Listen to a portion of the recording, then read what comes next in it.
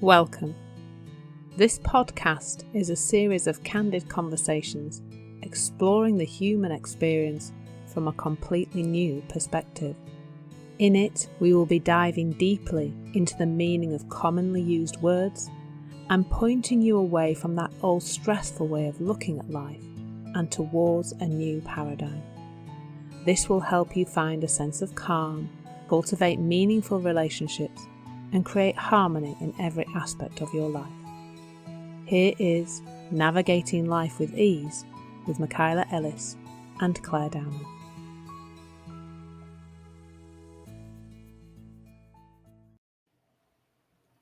Hello, Claire. Hello, how are you? I'm good. How are you? I am good too. Good. Do you have a word for me? I do indeed. I have a number of words, really. But let's talk about blame.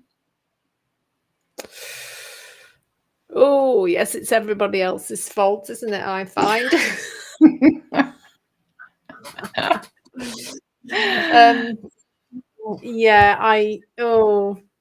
This is an itchy one for me. Because I do tend to. I think I probably tend to go to more towards blame than shame. I tend to go, it's somebody else's fault more these days. Probably kind of did it both ways in the past. I don't know. It feels horrible, doesn't it? Is the thing that comes to mind, really.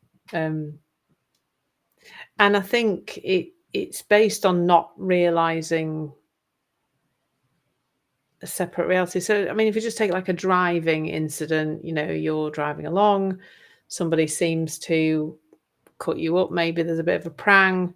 It looks like it's, we've got somebody to blame here. And interestingly, the law, because the law probably has a lot to do with this, why we think we've got to blame people for things, because that's how we get out of any financial issues, don't we? Somebody else's fault. So I think the litigation, the litigious society that we live in doesn't help with any of that, because an insurance company would say, well, we need to attribute blame to somebody, otherwise you can't deal with it financially, you can't get your car repaired, etc., etc. But I guess that's almost like a superficial level of it, and maybe where there's some depth is to see that the person who pranged your car was doing the best that they could in that moment. We don't know what's going on for somebody. We don't know what thinking people are caught up in. Somebody might have had a terrible morning. They're, row with their kids and their wife and set off all discombobulated, and then of course not really paying attention. They're caught up in their thinking, so they have an accident. I remember once I was listening to a book by Steve Chandler. I can't remember which book it was, and he talked about being on, I think it was on a train or a bus or something. I think it was a train. He's on a train, and there's this man with 3 kids. And the kids are just running riot around the train. They're causing havoc, bumping into people, spilling things, making a mess. And the man, who appears to be the father, is just kind of sat with his head in his hands, just ignoring them, really, not paying any attention. And I think eventually Steve Chandler says something to the man to find out that they're on their way home from the mother dying. So the mother of these 3 children has died. And the dad and the 3 kids are on their way home after that happened. And I guess when we're blaming somebody, we really tend to just completely forget that people could be in all sorts of situations, and that is why they've done something, is in that moment from a poor state of mind. That man just didn't probably have the emotional energy to cope with disciplining his kids, nor did he probably feel like he wanted to discipline them, bearing in mind their mother had just died. So it's like, I think we just forget all the time that other human beings are struggling a lot of the time. I think especially this day and age, people are really finding life difficult, and also that people people are so, like, I guess, absorbed in their own very busy lives and very busy worlds that they don't always see what could be done and what might be helpful to others. Or I mean, I've had a couple of things on public transport this week. I got on a train on early this week. I think it was Thursday. I got on a train on Thursday, and it was absolutely packed. And unfortunately, I'd run for the train, so I was my middle-aged, hot, sweaty self. Get on this train, really packed. And in our trains in the north, we have there's nothing to hold on to in the top of the thing. You're just like standing there rocking about, and and you Oh. get the section near the doors. Like you go on the tube in London, they've got the little leather handle things. You can something to hang on, nothing to hold on to. I don't even know why. It's so bizarre. Anyway, so we get on the train, and I'm thinking, oh, it's only one station, then we'll be in Leeds. It'll be fine. It's only a 10-minute drive, train journey. We get to the next station. Of course, the doors open and there's loads of people. It's one of those early trains in the morning where people are trying to get to work. Loads of people on the platform, absolutely packed. And everybody's just, as I look down the train, everybody's just very absorbed in themselves. So I shouted down the train, "Can we all just move down the train, please? Because people need to get on." And wasn't angry with them or anything. It was just, wake up, everybody. Come on, back into this world where things are going on. And they all shut down the train, and we could all move, and then these people could get on. And the people were mouthing, saying thank you to me as they got on the train. But there's no point blaming those people. A similar thing happened on a bus a few months ago when we got on the bus. We're trying to get on the bus. There's a few of us at the bus stop, and it's packed. And the previous bus had just driven past us because it just couldn't take any more passengers. And the bloke next to me was just going, "Oh, what's wrong with? Why aren't these people moving up the bus? Bloody idiots!" He's like carrying on about them.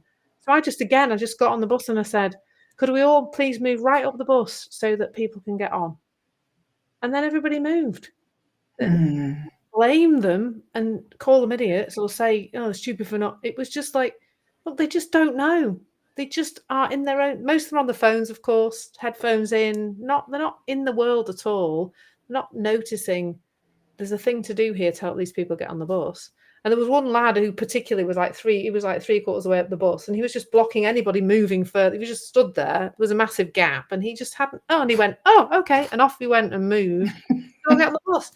And it's like you don't need to blame those people for that. They're just not awake, as most of us aren't most of the time. As you know, I've written a book which is called the Life-Changing Magic of Learning to Be With Yourself, because I heard somebody say nobody's actually here in the here and now anymore. Everybody's in their own heads, on their own phones, in their own little world. So often I think we're blaming people for things, and those people, well, I would say all the time, people don't even know they're doing it. They don't even know that there's a situation. They don't have that thought to change that behavior. It's just not available to them. Yeah. And that's just that brings to me like a lot of relief, that to just see that everybody really is doing the very best they can. They couldn't be doing anything else. And what does blame feel like? It feels horrible to us. So can we start to just see a little bit more about other people really doing their damnedest, really, to live life in the best way they know how. So that is a good word. I'm going to pass it back to you now. Ding. Yeah. Yeah. Yeah. It's really good. So many ways that you can see blame in the world. Last episode we talked about relationship, and it's like it can show up a lot in our relationships. The ease with, and really when I see it, it's like not kind of accepting what is, or not, or not. It's like not moving forward from it. It's almost getting caught when we're blaming. It's like we've just stuck gum on our shoe and we've planted our foot, and we're in this place of this sticky, icky, and the more we're like blaming, we're just planted there and we can't move on from it. And it's like, yes, when you understand how what's involved in it, what it's doing for us. Because yes, maybe someone, if we're taking a car accident, maybe someone did cut in front of us, and then we bumped into them or whatever. They are to blame for that. But it's like, now what? Now there's something to do, right? And everybody knows, or maybe they don't. If they've never been in an accident, there's something to do. You stop, you check. Is there damage? Yes, no. Exchange your insurance, call the cop, whatever. You might not even need to do that if you're in agreement, like, just, is there something to do about it? And there's, yelling, carrying on. Yes, there may be a heightened emotional reaction in something like that, right? And you might be, because if your system is shocked and you have adrenaline running through, and there might be an explosion of some kind, whether it's crying or shaking or yelling or whatever, however it might show up in different ways that you might not even expect if you've not been in that situation. And bringing it home into a relationship, it's like blaming someone for something. And there are things that, I didn't know what word I'd pick. And it's like, I picked this one because there's still some things that I'm blaming people for in my life. It's years ago. It's gone. It's done. It's past. And I can see that, oh my God, I'm still holding and maybe like blaming them. And it's like there's a whole bunch of other words that'll maybe come up in future podcasts about, holding a grudge and feeling resentment. And, it's just like, but the bottom line is I'm blaming them for something. And, there's different ways to look at it. Some things, really, just as you said, they were doing the best they could. And this is what happened. Did something else happen because of their actions? Yes. And now, what is my choice? Like, I've moved on, kind of. Like, life has moved on. I physically cannot go back into that moment and change anything or the things that led up to it. I can't do a dang thing about that. But I can do something about how I'm experiencing it in my mind and in my body. Because do I want to feel that? You said, yes, the feeling of blame it's horrible. It's, it feels like you've totally, and you can't give your power away because it's all within you. There's nothing to give away. But it feels like almost like I'm putting myself in a position of helplessness because there's nothing I can do about it. And I'm not helpless. It's very simple. Just accept what happened. We did what we knew to do. We moved on. And now we're in a totally different place. So it's like there's no sense in it. But at times it's like, you mentioned, I think it was in this conversation, right? We're always doing what makes sense to us in the moment. We're always doing the best we can. And that is what makes sense to us in the moment. And the sort of catching of when these things happen, this blame, whether it's in the moment or whether it's past, and we're just regurgitating, reliving it, and creating this thing for ourselves. At some point, when we just catch that we are doing it, it's going to not make sense to do it, and we will do it less and less. I have seen that. Even this thing that I am blaming this person for that happened so many years ago, I'm not doing it as often as I did. But it surprises me now when it comes up. It's like, really? Really? You still hanging on to that? And that's just a habit. That is just a habit of thought. And I can see that as I catch it, and I see that, Michaela, like, what's happening here. You know what you're experiencing. I'm creating it. I'm living it only in my mind. It's like, does it make sense? It doesn't. It makes less and less sense to do. Will I likely think about it again at some point in my life? I likely will. But I can see, I can see that it's not happening as often as it was. So it is diminishing.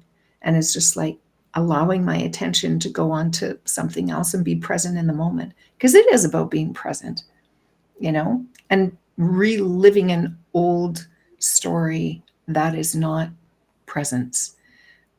Or, I mean, you can look at it as being present to something that isn't. And whenever we're kind of, when we're not accepting of what is or being present to what is, we can get caught because we're not in the moment. But when we are, we are present to our wisdom in this idea about presence.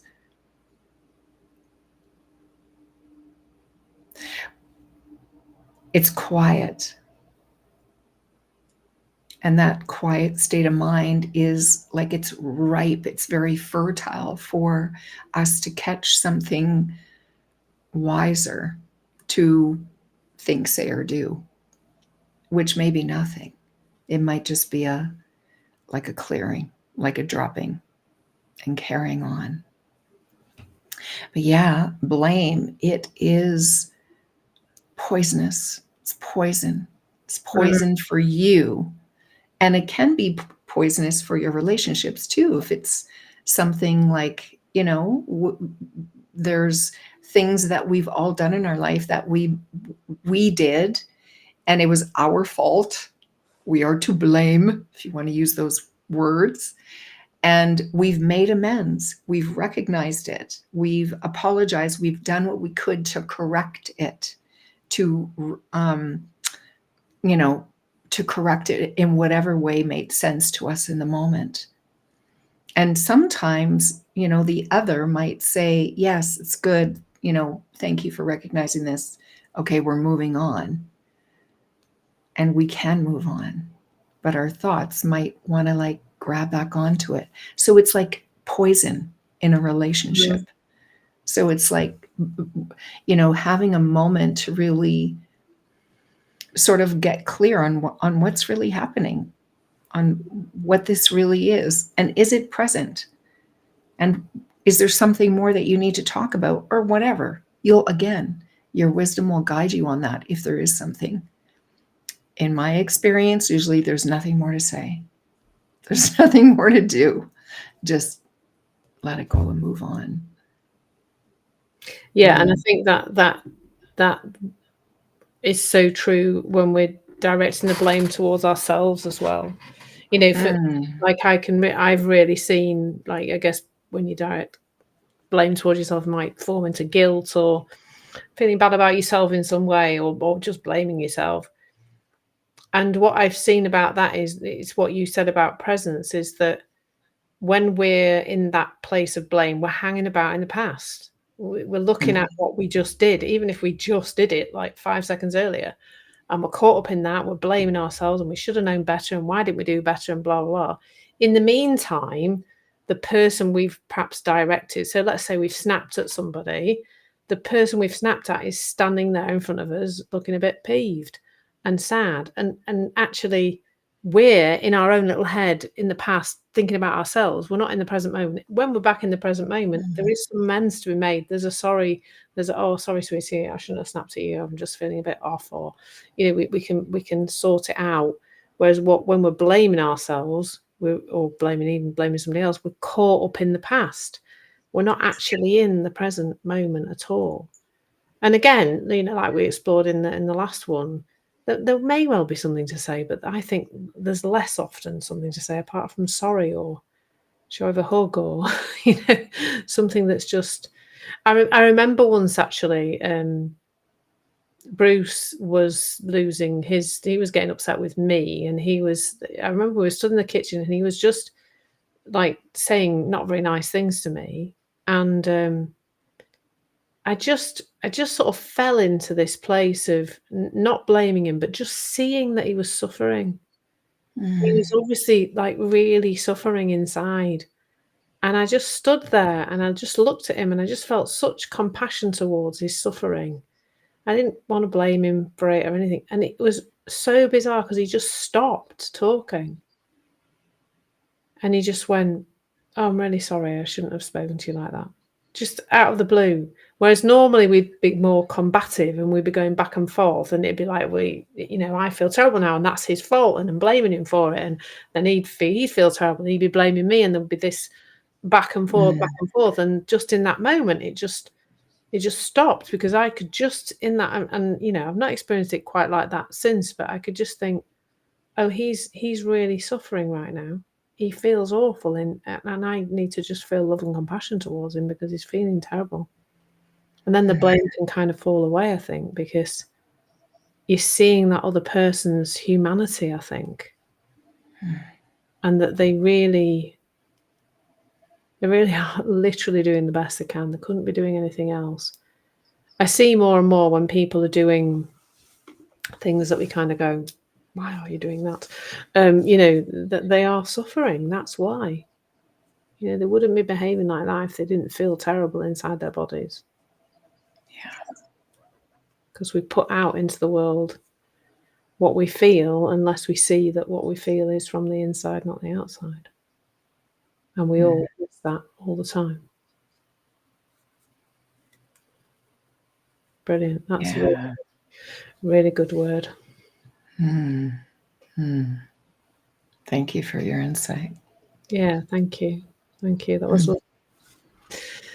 Yeah. I shall see you next time. Thank you. Yes, you will. Bye. Ciao for now. Bye. Hey, thank you for being a part of Navigating Life with Ease. We'd love to hear your feedback and receive a review on your favorite podcast platform. This will help others who'd also like more ease in their life to find us.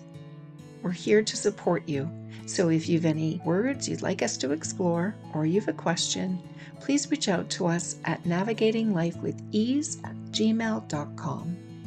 Again, thanks for listening, and stay tuned for more episodes of Navigating Life with Ease.